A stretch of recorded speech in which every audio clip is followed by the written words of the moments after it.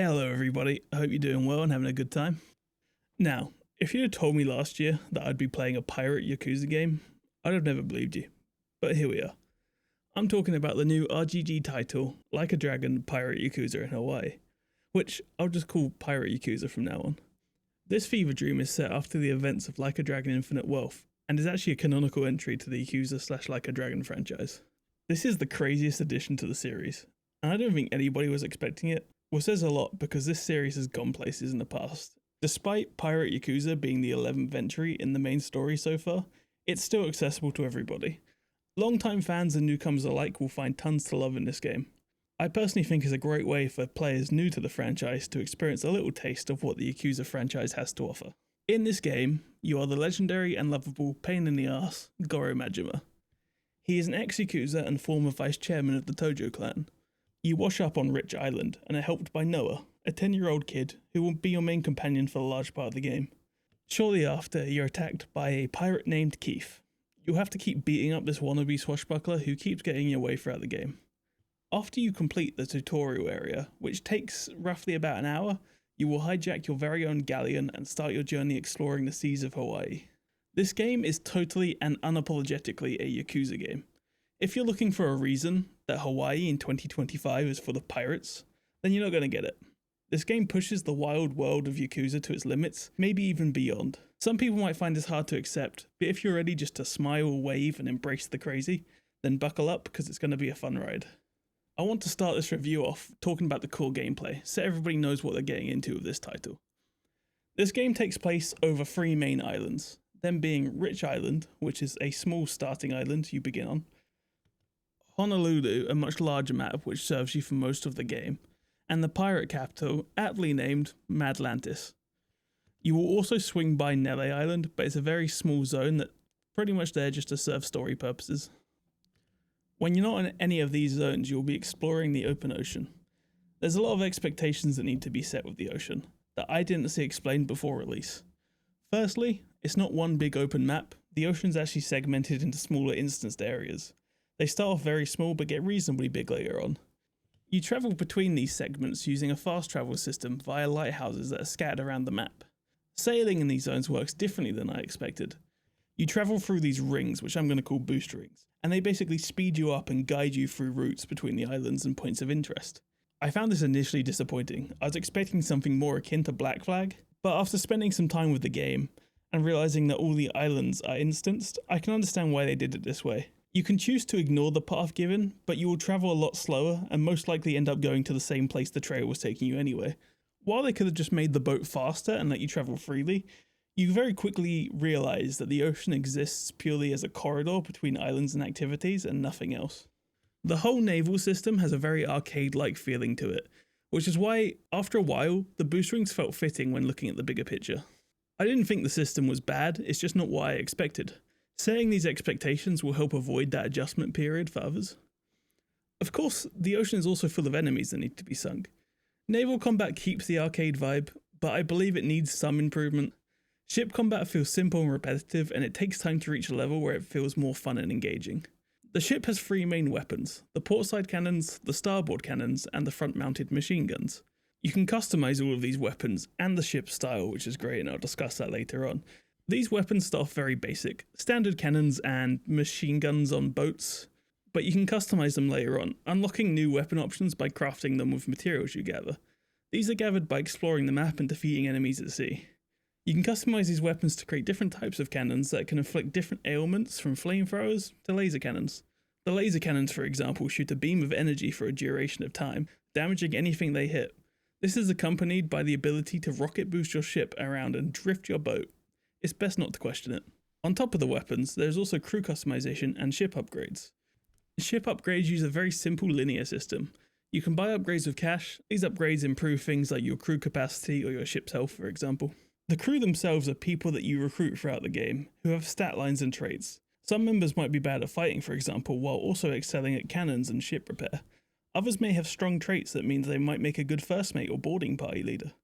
I really liked the crew system. It was very simple, but I often switched members in and out. I did this when I found new people and wanted to optimize my setup, which is important in the later fights. The naval combat basically boils down to boosting and drifting to avoid enemy fire, getting them in your range and then blasting them until their health reaches 0. Enemy ships in the open world sink very quickly. They then reward you with a tiny bit of loot, but there isn't much more to it than that. It's fun for a little bit and loses its novelty quite fast. Things get better later on when you have more upgrades. You'll face pirates in the Colosseum or fight members of the Devil Flags, a well-known pirate group that you encounter later on in the game. In these fights, when the ship health reaches 0, instead of instantly sinking, you can board the enemy vessel. Once aboard, you'll face a deck battle. It's your crew against theirs in a last man standing deathmatch. Later in the game, various support abilities will also show up, altering this a bit more. This is my personal favourite part of the game's fighting, and lets you see where the game combat shines. That, of course, is when you're controlling Majima. And oh, it feels good to be playing Majima again. Combat on foot feels as fast and fluid as ever, and gives you a lot of movement along with a large jump, which honestly is a game changer. This is more of a typical beat-em-up Yakuza game and not turn-based like the most recent entries. I will say, as well, for anyone who might be intimidated, the combat uses combos, but they're easy to pull off. If you prefer, you can simply just mash attack buttons and you'll still do well. This is not like Devil May Cry and is very accessible. It also has 3 difficulty settings that range from very easy to challenging. This makes it suitable for all kinds of players. Majima uses 2 fighting styles, the classical Mad Dog style and the new Sea Dog style. Fans will recognise the Mad Dog style. It features his demon fire dagger and is very fast paced, letting you dodge quickly, unleash a rapid series of attacks, and perform acrobatic moves to lift them up into the air. You can either keep attacking them up there, or slam them down hard to the floor with a powerful leg kick. You can also perform special moves. For example, when you're in the air, you can throw down a wave of daggers. You can dash straight through enemies, hitting everyone in your path, or you can unleash an area attack where Majima spins and slashes everything nearby. Sea Dog isn't slow, but instead it dives deeper into the pirate fantasy. Wielding dual cutlasses, you can chain sword attacks, and you can even use the sword as a boomerang to carve through enemy groups. Later, combine this with the flintlock pistol for a very different feel than the Mad Dog style. At first, Sea Dog feels a bit slow, since unlocking everything takes time. This leads me to prefer Mad Dog style during the first half of my playthrough, but I mixed them up to explore both styles. For those new to the series, you can switch between styles instantly in combat by pressing one button. This way you're never stuck with just one approach. Both forms use the heat bar, a mechanic from every Yakuza title. This is a power bar, and when it fills up you can execute heat moves when the right conditions are met. These moves include slamming enemies into a wall and thrusting a knife through their hands, all the way to performing fun group heat moves with teaming up with your crew members for dual attacks. A new feature in this game is the Madness Gauge. The Madness Meter lets you activate a signature feature for your fighting style. Mad Dog creates doppelgangers that copy your moves, letting you swarm enemies with clones of yourself, while Sea Dog has a special Dark God artifact that you find throughout the game. Each artifact has a different effect with a total of 4.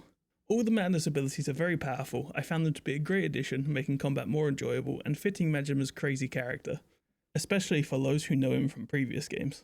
The majority of upgrades for Majima's fighting style come from spending money and pirate reputation, which acts like XP. You earn reputation by playing the game, whether fighting, completing quests, or enjoying the minigames. These activities reward reputation after completing certain challenges, which are shown in the challenge list on the start menu. This is known as the completion list in other games for anyone confused. I recommend investing in these upgrades early, especially for different fighting moves and heat actions. This gives you more time to experiment with Majima's kit, and makes combat feel more complete. It allows you to pull off better combos and chain attacks together. The added variety in heat action also makes them easier to trigger and prevents them from becoming stale. Additionally to these upgrades, the game does also have an accompanying gear system. Although it's not really a traditional gear system, it uses rings. How many rings? 10 of them, 1 for each finger. You can find these rings in shops available for purchase, get rewarded them from quests, or find them in hidden treasure chests scattered across the map and locked behind certain activities. Each ring provides basic stat increases such as attack, defense, and resistances to certain type of damages. Some rings also increase the power of all rings equipped, for example, or have set bonuses. For instance, there are these 3 rings that when put together they boost the attack speed of Majima's Mad Dog attacks. These are nice alternatives to the basic equipment system from past Yakuza games, but they don't push the boundaries too much. Most of the upgrades are fairly basic still, and you can get away with putting any old ring on and calling it a day. The game is not the best at giving you information either. The description will mention something like increased damages for all other rings, but the exact amount is unspecified, and the increase isn't reflected in the main page attack statistics. I did find it cool to see Majima walking around with 10 different rings on, some of them with massive jewels attached. There is a very strong ring that's worth noting. This reward is given for finishing all Pirate Colosseum activities later in the game, and defeating a secret boss who's a recurring villain in the Yakuza franchise. This gives you the Champion's Ring, which is basically a god ring, and makes you practically unbeatable. You have to go out of your way to get this low, and it's up to you whether you want to use it or not. Outside of the upgrades that you buy, there's also a few that you unlock through the story.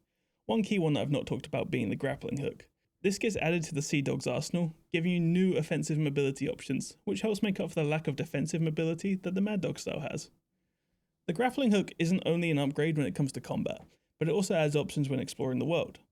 This works by finding predefined grappling points, aiming the hook and launching yourself up.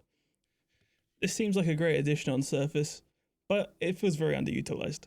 There's one more somewhat core gameplay system that I want to discuss, as I will reference it a few times going forward, and that is the customization system. As I've already mentioned, you can customize the loadout of your ship, but you can also customize the appearance too. RGG have done a great job of providing a plethora of customization options to choose from. You can change the hull, to the sails, to the figurehead at the front of the ship, and also add some additional trimmings if it takes your fancy. These are unlocked as rewards through playing the game, or purchasing at stores, allowing you to add a bit of personal flair to your ship. It doesn't just stop at your ship though. You can also customize Majima's outfit, providing you with several different options to change, which you can see on the video. These range from cool looking outfits all the way to straight up goofy, which honestly just matches the game's energy. There are plenty of different clothing items to unlock and some returning outfits from previous games for the fans, like Goromi for example from Yakuza Kiwami. You can even dress up as other characters like Saejima or Akiyama for example, with Majima donning their clothing. Once you're done customizing, it even comes with a walkway so you can check your fit and what you've created. All these options are purely cosmetic, but a welcome addition that I imagine a lot of people can have fun with. Right, next I want to talk about the world. Honolulu is a returning map from Infinite Wealth. The map is largely unchanged with a few small changes here or there to account for new activities and some new vertical spaces to accommodate the new grappling hook system. It still looks great and captures the holiday essence that I would associate with Hawaii, from the long beautiful beaches to all the resorts and hotels scattered around the place. It's easily traversed with the fast travel system, costing you a little bit of money to take a cab from place to place if you previously explored it. You also get given access to a Segway, which is customizable and has a charge. You pay to recharge this, but it goes for a long time between charges. RGG sacrificed quality of animation with getting on and off the Segway, instead prioritizing speed, and it simply pops out of nowhere and you get on it. And when you're done, you just pop off and it disappears, without any lengthy animation making it a trek whenever you want to get on and off a mount constantly. There is a lot to do in Honolulu outside of the main quests, and honestly I spent countless hours here. They've added reason to explore, like treasure chests scattered across the map, which reward you with chunks of reputation and cash, or even a new ring to equip when you found them. The other major zone is Madlantis. Madlantis is a spectacle. The first time you enter it, you're greeted with a cutscene showing you just how crazy this area is. Made up of wrecked ships and docks, this is a fantasized den of pirates. The area is full of troublesome bandits and prostitutes constantly talking about the poor performance of their clients, or even trying to solicit you as their next customer. Which feels kinda strange considering most of the time you're exploring with a 10-year-old kid. But that's just Madlantis, I guess. The whole area feels like a pirate theme park attraction, and they've done a great job at creating a memorable set-piece area as a home for the pirates.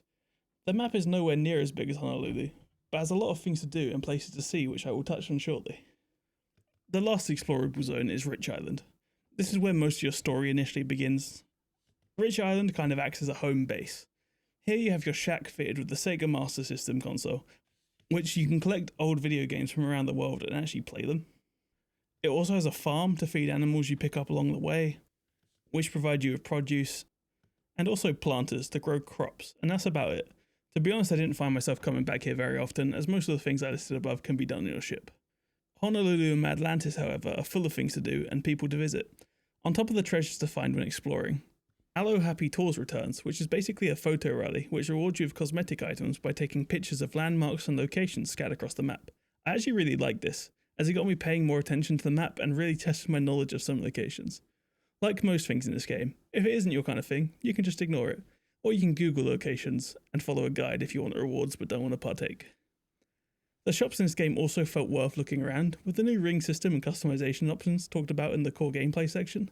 You never know what you might find in some shops, and some even sell treasure chests to open. There's plenty of other things in the open world that I haven't mentioned, such as potential crewmates that might join your crew if you meet certain criteria, and bounties, which are basically like hard elite units marked on the map that you get a cash reward when defeating. Of course, the world is also full of enemies to beat up and NPCs scattered around the place. One thing I did notice is that the voice line of the NPCs are way overused. to the point where I was running through the shopping centre and I heard the same dialogue 3 or 4 times in a few seconds. There was even 2 people standing next to each other who said the exact same thing. In Madlantis, this is especially an issue. The amount of times I've heard them talking about Pirate Heaven over and over again is driving me a little crazy. Overall though, the world building is impressive, and the maps are amazing to explore. They've added a lot of mechanics that reward you for doing so. I covered pretty much every inch of this map purely by choice and interacting with the world rather than forcing myself to do so. Of course, it would not be a Yakuza title without the large volume of side activities to play around with. RGG really know how to fill up a world with fun and engaging things to do. They've really refined this over the course of the franchise. Of course, the main thing you'll probably be doing outside of the main quests is minigames. I counted 23 unique minigames in this title, so plenty to do. Honolulu is where most of these games are located. There's the standard casino minigames that are returning like poker and blackjack, along with the arcade full of crane games and classic Sega games like Virtual Fighter, Ocean Hunter, and Sega Racing Classic. Most of these are lost on me, but I see people who look forward to playing these because they did so in a younger age, and it kind of gives me a little bit of second-hand happiness from that. On top of these, there are some great returning games like Dragon Kart, where you'll be racing across Honolulu, or Crazy Delivery, which is personally one of my favourites, as you rush around delivering people's orders that you pick off along the way, doing crazy spins and tricks to get a higher score, something that's like a twist on the old Sega title Crazy Taxi. One of the weirder entries, Sicko Snap, is back, where you take a tram around trying to take pictures of weird NPCs they call sickos. I believe this is a Pokemon Snap inspired game, which I sadly can't confirm as I've not played it. Of course, karaoke also returns with a bunch of songs from prior titles, and new songs, which I will talk about later on when I discuss music. Madlantis also has its own shares of activities, with Bang Bang Batting, which is a pirate twist on the baseball game from prior titles. This consists of hitting baseballs at barrels to try and clear them out of the way to get to the treasure chest behind them. I had a lot of fun with this one personally. It's also home to the Pirate Coliseum, which I mentioned earlier. This is where you really test out your naval abilities, providing various challenges from naval battles to gauntlets of deck battles, which start off easy but do get very difficult later on, to the point where you're definitely going to need to upgrade your ship to compete. The whole Coliseum is over the top and enjoyable. I managed to clear every challenge available here without finding it tedious. I will say I staggered it a lot throughout the game as I got more upgrades, which may have helped keeping it fresh. There is plenty more mini games which I will leave you to discover yourself. I love the mini games as usual with this franchise. They provide a nice break from the game, and are just a fun time. Most of the activities also have accompanying vendors which sell items or crew members for points which are racked up by playing the associated game. They also have a treasure which gives you an additional reason to interact with each one of these games. On top of that, there are also plenty of side stories, 31 in total. Most of them are great and worth your time. A lot of these are relatively short, and many of them very silly, but RGG seems to have the skill of making things very over the top, but still retaining a good story and some kind of meaning. There's one for example where you take a 65-year-old man who wants to fulfill his dreams of becoming a pirate, but later is reminded that he has people who care for him and a family and other responsibilities. Once you've helped him cross it off his bucket list, it's time for him to settle down. There's also this crazy side quest where you're trying to find a date with one of your crewmates. You have to go and meet 5 different girls, and they eventually lead to a fully real-world acted cutscene, which I will say for you to see. The crew member is trying to talk to all these women you lined up for him. This ultimately leads to you unlocking new members for your crew, and some of them are used to unlock more mini-games. The main islands are not the only places for these activities, however. There are some extra objectives to seek when exploring the ocean. The main one is what they call island exploration. This is less exploration and more a series of corridors on each island full of enemies with treasures at the end as a reward. These are fine. They aren't overused enough to make them feel boring, and the combat really carries these parts of the games. I wish they were a bit less linear, but there's so many things to do in this title that I can see this being a corner that was cut. There are some side paths to take when doing these island expeditions, but they just lead to dead ends with a bit of money or enemies wanting to fight you. The other activity you'll find in the ocean follows a side quest line for hunting down devil flags, a rival pirate armada who have taken some interesting treasure that you might want. These will need you to complete island explorations, as well as fight against mini-boss styled pirate ships, which can be challenging, and much more fun than fighting the regular pirate ships you find in the open ocean areas. Progressing this optional questline will unlock new ocean zones to explore, and have you unlocking the Dark God treasures after taking out each pirate captain. I would recommend doing this as they provide you with more madness gauge abilities for the sea dog fighting style, and they get pretty crazy. Unfortunately, this was the worst side activity for me, as I decided to do it all at once, and it did burn me out getting to the end. I would recommend a more staggered approach like with the Colosseum to stop this from happening. There is still so much more side content that I haven't touched on, like a new cooking minigame where you do certain activities to try and make the best ranked dish you can. With so much extra content to complete in this game, it really is a treat, and not overwhelming like you might think. I actually ended up getting all the achievements without even trying, as I got so sucked into it. With the challenge list and treasure list frequently being shown, it also became addicting for me as I wanted to collect everything. It's important not to forget though, there is still a main story to this game. The main story of Pirate Yakuza takes place after the events of Infinite Wealth, but it's self-contained enough that newcomers to the franchise will be able to fully enjoy this one, maybe missing a few story beats here or there, but nothing major.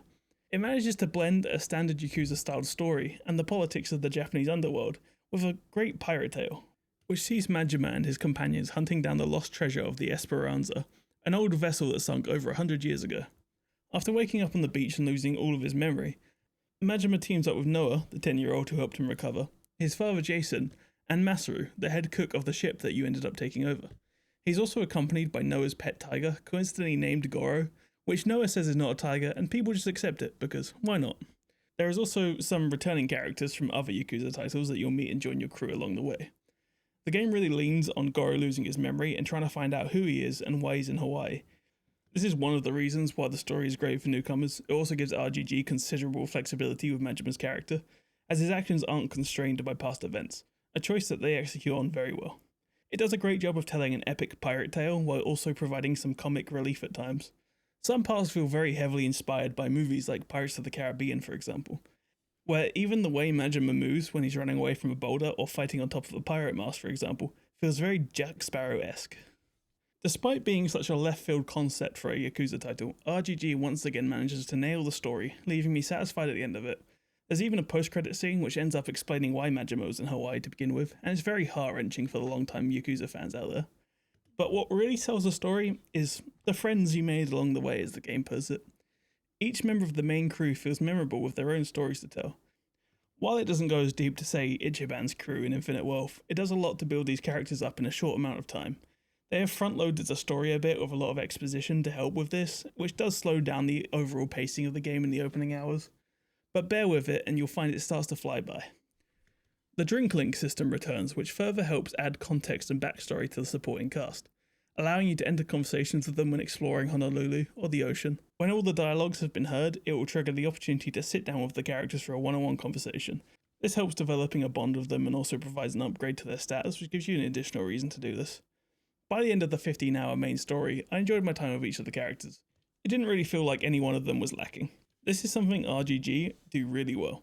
And I also said this was a side quest, but despite how plain, extra, and over the top this game can be sometimes, and unapologetically so, it still manages to tell a serious and engaging story, which is really rare to see. Next up, I want to take some time to talk about the sound and music. Firstly, I want to quickly touch on the voice acting. I know this is a bit of a contentious topic, with some fans being very opinionated on the English versus Japanese voiceover debate. Throughout my playthrough, I switched between both to get a good feeling of the options available so I can provide feedback. Hidenari Ugaki returns for the Japanese performance of Majima, and he knocks it out of the park as usual. I mean, his Majima portrayal is iconic throughout the franchise. It's really hard to emulate. All of the supporting cast in the Japanese version do a great job as well. As for the English voice actors, I feel like they also do a stellar job. I would not want to have the gig of trying to create Majima in English, but I think Matt Mercer needs a shout out here because he does a fantastic job. While I think it might be very jarring for people who have always heard him in Japanese, but if you have not, or if you just give yourself time to get used to it, it's actually a great interpretation of Ugaki's performance, while adding his own style into the mix as well. And let's be honest, there's going to be a lot of people who prefer the Japanese version still, and I kind of agree with them, it's hard to beat. But for the people out there who want to play the game in English rather than reading subtitles, it's still a very good option. I will note though, for people who are not familiar with the Yakuza franchise, most of the side content and even some of the main content isn't voice acted, meaning there's still a lot of reading that's needed for these games. So if you think using the English dub is going to avoid this, then you might want to think again. I personally can't wait for the day to come by when we do get a fully voice acted Yakuza title. Outside of the voices though, the game is a great OST. The songs aren't really extremely memorable, but it fits in with the game world well. It's not to say there aren't any memorable songs. There's some great new additions. Early in the game, you're treated to a performance that resembles a cheesy Broadway musical, as you set sails into the seas. There's also plenty of sea shanties which do get stuck in my head after a while. The combat music is great, with a track that plays when you're boarding your enemies that constantly makes me bop every time I hear it, even for the 40th time. You also have access to an MP3 player, which allows you to collect songs from prior Yakuza titles, but also tons of other Sega games. Things like Sonic, Persona, or even Total War, which gives you a wide array of soundtracks to play when you're exploring the world. I do really wish that there was a setting to stop the game constantly interrupting your playlist whenever you enter combat. I'd get lost jamming to my creative playlist just to have it constantly being paused to make way for the combat soundtrack. On the topic of music though, karaoke returns, and it's great as ever, featuring 8 songs in total, with their standard cinematic background cutscenes. Every song is a great time, with them also being available to play on the MP3 player whenever you're free roaming the world. The Japanese version of the game is perfectly executed as always. Again, I really want to credit Matt Mercer though. He absolutely killed the English version of these songs. He definitely put a lot of effort into getting these right, almost matching Ugaki's performances. This is much improved over the auto-tuned English dubs we got in prior games. Alright, this has been a long review so far, so thanks for bearing with me. We're almost at the end. I want to talk about the graphics and technical state, and then I want to cap it off with my overall thoughts. There's not too much I want to say about graphics. It didn't blow me out of the water, but it's a solid, well-rounded presentation that looks identical to Infinite Wealth, but it does have a few issues. I did have an issue over and over again where the brightness in some scenes looked weirdly overexposed. This led to colours sometimes looking washed out or burnt. This mostly happened in dim lighted areas. I tried adjusting my settings, but I wasn't able to fix it. There's also a really bad anti-aliasing issue, where for whatever reason some objects and faces just go very blurry in the background. Again, I tried various different settings, but I couldn't seem to fix it. Other than that, the overall graphics performance is good. There are tons of particle effects in combat to help make moves look flashier. This does come at the cost of making it hard to see sometimes, which can be more annoying, especially if you're fighting them damn grenadiers and you can't find where they are. The character animation also looks great, especially during the heat moves. The game runs really well, playing at max settings at 4K, getting well over 100 FPS with a 4090, scaling down well to other cards. My biggest issue is it does have a crashing problem, which crashed way more frequently than I would have liked. It seems to be a lot worse on the ship. I think I only had one crash occurring when I was not on the ship. Capping the frame rate of the game does seem to help. I think this is definitely an Nvidia issue, as when you turn DLSS or frame generation on, it makes it so much worse. Hopefully there's a driver fix for this shortly, as it's the only big thing affecting this game. Right, time to wrap this up. Would I recommend Like a Dragon Pirate Yakuza in Hawaii? Yeah, I definitely would. If you're a long-time Yakuza fan, you're going to have a great time with this one. It's an easy sell. For new players to the franchise, this is a great taster of what you'll experience in the rest of the franchise, and may get you sucked into playing the other games, which will keep you busy for the good part of a year. In total, I played this game for 46 hours and got every single achievement without the game feeling grindy or boring. If you're still on the fence, it's worth knowing there's a demo available on Steam or PlayStation or wherever you get your games from. It's very extensive, shows off most of the base gameplay options and what to expect for both exploring Hawaii on foot and also some battles in the Pirate Coliseum. New Game Plus is also available for free this time, allowing you to re-experience the game again on harder difficulties, while carrying over all of your unlocks if you want to. Thank you all for watching. If you've played this game already, share your thoughts in the comments down below so others can see your opinions of it. Also, please feel free to leave any feedback for me, as I'm always looking to improve. If you've enjoyed this review, please drop a like, and if you want to hear more of my ramblings on future game titles, please hit subscribe. Appreciate you for watching, and have a great rest of your day.